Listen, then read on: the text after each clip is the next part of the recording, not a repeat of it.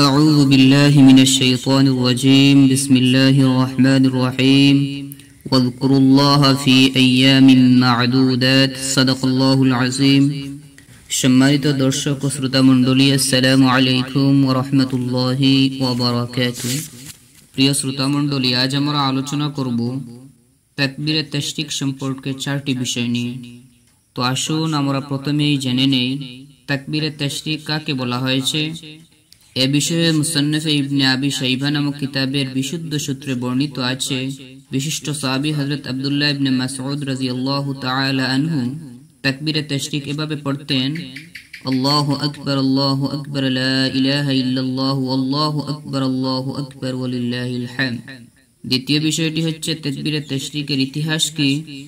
এ সম্পর্কে সহিহ বুখারীর ব্যাখ্যাকারক আল্লামা বদরুদ্দিন আইনি রাহমাতুল্লাহ আলাইহি উনার কিতাবের মধ্যে লিখেছেন যে হযরত ইব্রাহিম আলাইহিস সালাতু ওয়াস সালাম যখন নিজের পুত্র ইসমাঈলের গলায় ছুরি চালাতে গেলেন, ঠিক সেই মুহূর্তে জিবরাইল আলাইহিস সালাতু ওয়াস সালাম আসমান থেকে দুম্বা নিয়ে এসে পিতা পুত্রের কুরবানির দৃশ্য দেখে বলেছিলেন আল্লাহু আকবার। তার আওয়াজ শুনে হযরত ইব্রাহিম আলাইহিস সালাতু ওয়াস সালাম উত্তরে বলেছিলেন লা ইলাহা ইল্লাল্লাহ আল্লাহু আকবার। অতঃপর ইসমাঈল আলাইহিস সালাতু ওয়াস সালাম আসমানি দুম্বা দেখে আল্লাহর শুকরিয়া আদায় করে বলেছিলেন আল্লাহু আকবার ওয়ালিল্লাহিল হামদ। এ হলো তাকবীরে তাশরিকের সংক্ষিপ্ত ইতিহাস। তৃতীয় বিষয়টি হচ্ছে তাকবীরে তাশরিক কোন দিনগুলোতে পড়িতে হয়। এ সম্পর্কে ফতোয়ার কিতাবের মধ্যে এসেছে জিলহজ্জা মাসের 9 তারিখের ফজর থেকে নিয়ে 13 তারিখের আসর পর্যন্ত সর্বমোট 5 দিনে 23 ওয়াক্ত ফরজ নামাজের পর তাকবীরে তাশরিক পড়া ওয়াজিব। চতুর্থ বিষয়টি হচ্ছে তাকবীরে তাশরিক কাদের উপর ওয়াজিব করা হয়েছে।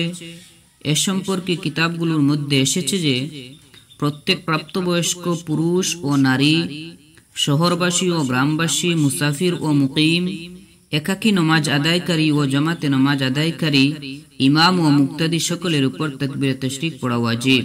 মোট কথা যার উপর 5 ওয়াক্ত নামাজ ফরজ, তার উপর প্রত্যেক ফরজ নামাজের পর তাকবীরে তাশরিক পড়া ওয়াজিব। এ পর্যন্ত তাকবীরে তাশরিক সম্পর্কে আমরা 4টি গুরুত্বপূর্ণ আলোচনা শুনলাম।